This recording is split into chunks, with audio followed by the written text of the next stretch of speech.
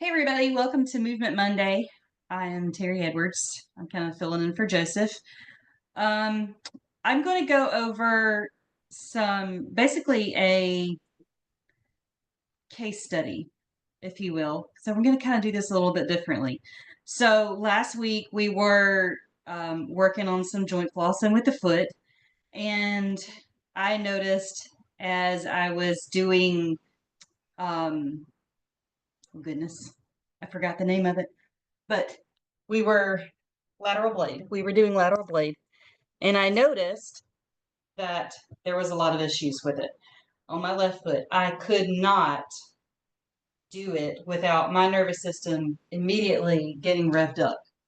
So, what I want to show you guys is what I did to work on that and what I unlocked, and I'll kind of give you a little bit of the case study that was going on. Um, the background is the week before I injured my foot, which reignited an old injury.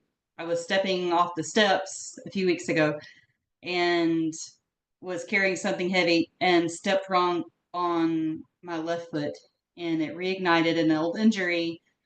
Um, let's see, it was a 15-year-old injury. um, when I injured my foot, then I was 6 weeks postpartum, and I was going out to milk goats in flip flops and slipped on chicken poop, and I fractured or broke, I'm not really sure, my fifth metatarsal on my left foot. Okay, so all sorts of things go on in the nervous system when you have an injury like that.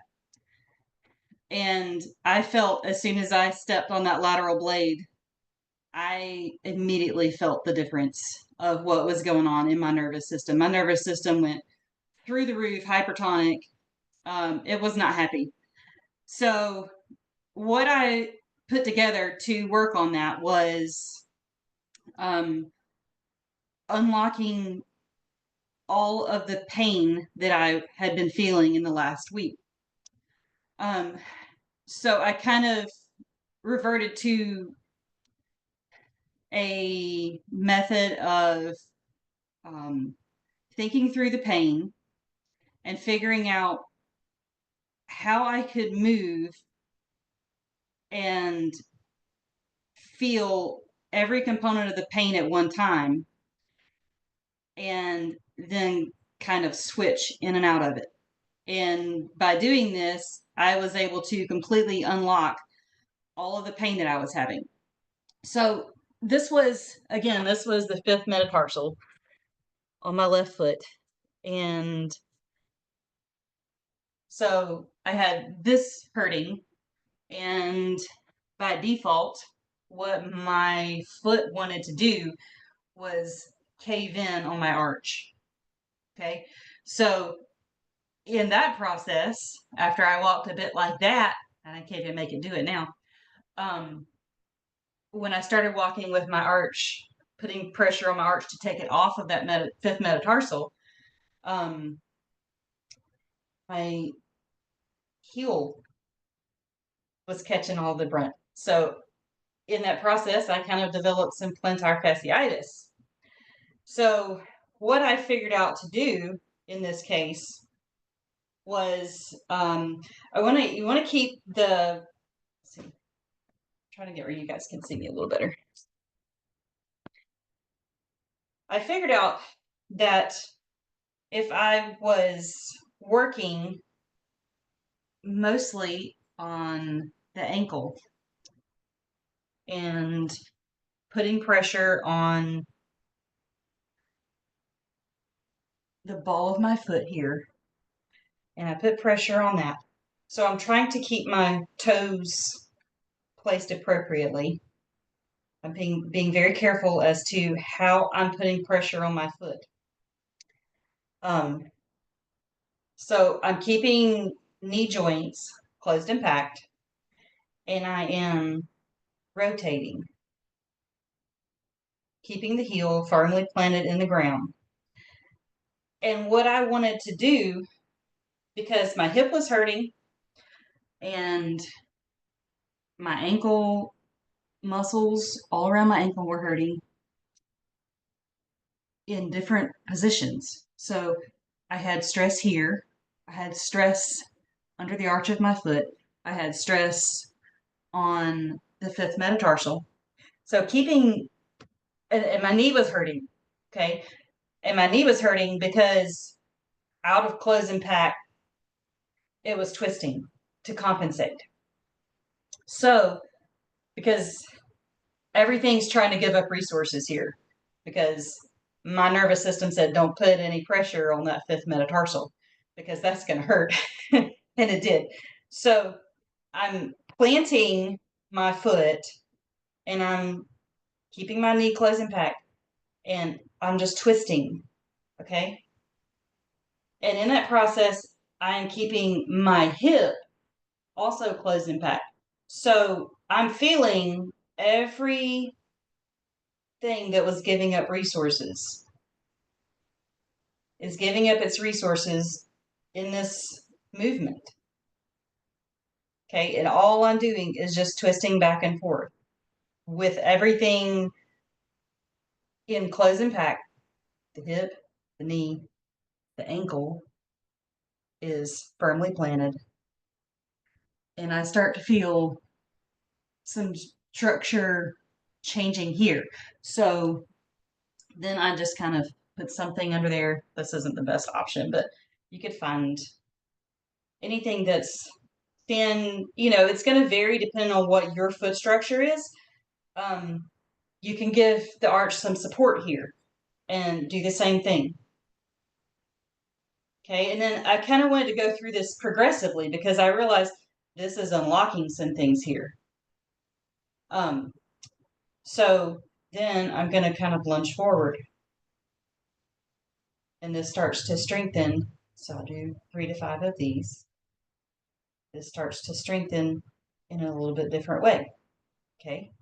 And then I'm going to stretch it even more. I'm going to take my right foot and I'm doing femur back. And I'm doing the same thing here with the injured foot. I'm keeping everything close and packed. And I start to notice as I come back and try to do some of the base footwork with plantar fasciitis, with the lateral blade, I can put pressure on that now. And when I try to roll from fifth, fourth, third, second, first on my calcaneus, I can actually do it without being in pain and without my nervous system revving up. Before, I could not, I could touch first and I could touch fifth. There was no rolling in between. It was impossible. My brain would not let that happen, or my nervous system. So now that I've given it some support, I can continue working through the normal joint flossing of the foot. And then you can do the same thing with the other foot. Okay. So I'm going to close impact the knee. I'm going to close impact the hip. And I'm putting firm pressure down the calcaneus. And I'm just rotating back and forth. Rotating the femur.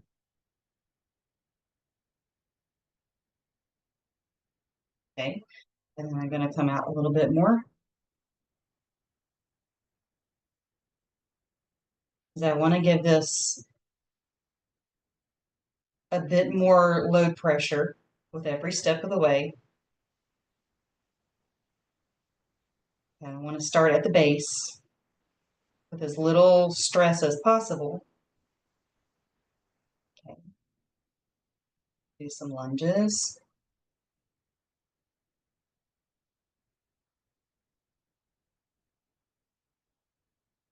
Okay.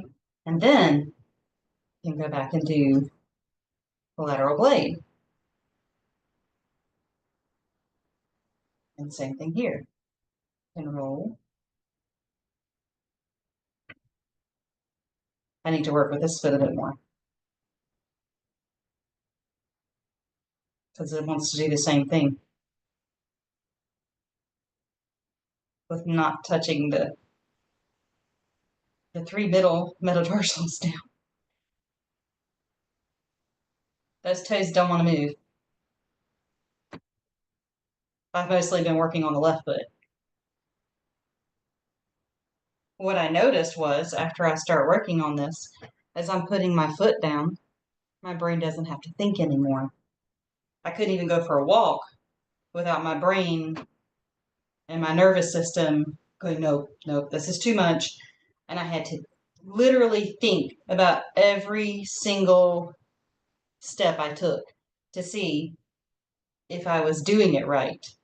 And once I applied these exercises to open up all of the compensations that were taking place and figure out what was giving up all of the resources, what had no resources in the first place was the fifth metatarsal.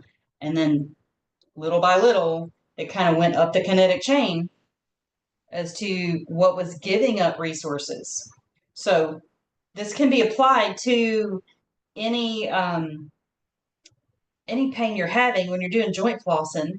You can try to unlock this by finding the positions and the movements where you feel everything activated all at once. So when you're feeling the initial injury, as well as what's giving up resources, and you work from that point and you pivot back and forth to floss what's working right and what's giving up resources, it helps the nervous system calm down out of that hypertonic state. And once I got it out of that hypertonic state, I could just walk with no outside issues. I didn't have to think, and I actually could go for a normal walk down the road. So I know it's not much, guys, but hopefully this is helpful for y'all. I think that was gold. I'm Great. sorry, but you just worked through your own issue using not only DNA principles, but also the movement patterns. So I think you nailed it. Great. Yeah. I'm glad it was helpful. I agree. It's a very underestimated little exercise that we should all actually do regularly. But the way you did that, I have other injuries in my shoulder that I can go practice in that mindset that you just mentioned. So thank you. I will use that. Yes, I'm hopefully it's helpful to everybody. That's kind of how my brain works, is how can I unlock every component of this? Because when I unlock everything in my brain and nervous system, it can help it shift. But it kind of has to be, I want to say it has to be all at once, but it actually may not always be all at once because I'd already done DNA on that foot and I'd only unlocked part of it. And I kind of worked with that one component for a little bit, for actually about a week. I worked on that one component, and then other compensations, other things were giving up resources, and I started noticing I can't walk without my knee hurting. I can't walk without my arch hurting. And then it got where I just plain out couldn't walk. And as I worked on this again, I thought, okay, I'm going to go through and find everything that's hurting, and I'm going to work until I get this to shift. And just flossing that back and forth. And again, our base structure is lateral blade, but what happens when you can't do that? Then you got to back up and you got to try something else to see what we can unlock so that we can get our function back like it's supposed to. I think that's absolutely fabulous. So for me, because I don't have access from the ground up, I go from the top down. But I also have limited access in my neck, so I actually start with my shoulders when I start. And if I can loosen my shoulders up, then I can loosen my neck up. Then I move down to my hips. And well, I haven't gotten any further down to my hips. That's what I'm still working on. But I'm doing what you're doing. It's just that in my hips, I've got extensive adhesions from both trauma and 3 C-sections ain't helping nothing. You know what I'm saying? So, Yeah. and then as you decline in your mobility and you become stationary and sedentary, those adhesions take over. And Yeah. that's kind of what happened to me is that when I got exposed to the mold and I declined fully into the wheelchair, it locked up my hips. And now I got to unlock the hips to be able to do anything else. And it's just, I mean, they're unlocking, they're slowly. I cannot say that I don't see improvement. It's just that, wow, if I could just have a little breakthrough like you did, like you just showed me how you did it. Yeah. And you're actually generating ideas for me of things to maybe try out that I hadn't thought that I was ready to try out, but it may be what I need. Yeah. Just listen to your nervous system. I think all of us who are kind of at this level, when we hit this point where we understand what it feels like when our nervous system gets a little bit too excited, that's when we know, okay, we got to back off and try something a little bit different, or even come back another day and try it because we've we've overdone it. And if we keep pushing it, it's just going to make us crash even harder instead of helping. So knowing where that line is very beneficial because we don't want to overdo it and burn ourselves out, and then we have nothing has resources to give anything anymore, so we don't want to do that. Absolutely agree. Well, I appreciate your demonstration. I think it was very on point, and I actually think that just a different point of view and a different way of expressing what you're doing is really great. It makes it feel like the layperson at home can go ahead and absolutely do this. Yeah, well, that's what I'm hoping to do because I'm not great with all the scientific names of things, and I thought, you know what, I can But you just don't have teach to by be, and that's showing. Yes. yeah, you don't have to be. What you showed us was a real life application, and I loved it. Thank you. You're welcome. Hope y'all have a great day. I hope this was helpful and that y'all can take this and apply it. Hopefully next week y'all can share some things y'all have unlocked. Good. Thank you so much. That was very useful. You're Have a welcome. great day. Have a Y'all lovely too. I'll send you the recording, Terry, and I'll end it Okay. before we hold on. End the recording before we stop.